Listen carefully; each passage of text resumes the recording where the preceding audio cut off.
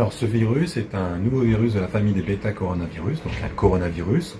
On en connaissait 6 jusqu'à aujourd'hui, 4 qui provoquent des maladies communes et 2 qui provoquent des cas plus sévères comme le SRAS et le MERS coronavirus.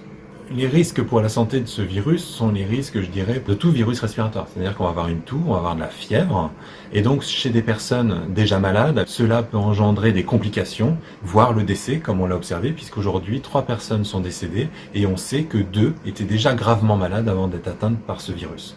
Ce virus provient sans doute d'un animal qui était sur un marché, un animal vivant ou mort, ça on ne le sait pas. Le virus a infecté les hommes qui étaient sur ce marché à ce moment-là. Les autorités chinoises ont mis en place un système de détection, de surveillance, permettant de vérifier si ce virus avait une capacité interhumaine. Une épidémie pourrait devenir importante si ce virus avait une faculté de se diffuser entre les humains. Alors aujourd'hui, les coronavirus, il n'y a pas de molécule particulière, il n'y a pas de soins. D'ailleurs, on a vu que chez des personnes à Wuhan qui avaient été infectées, certaines sont soignées aujourd'hui, sont ressorties, sans doute les personnes en bonne santé.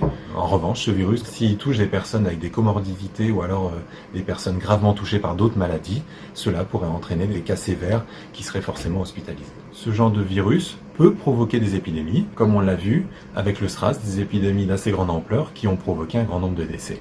Mais aujourd'hui, il ne faut pas être catastrophiste puisqu'on ne sait pas si cette capacité de diffusion interhumaine est réelle ou pas.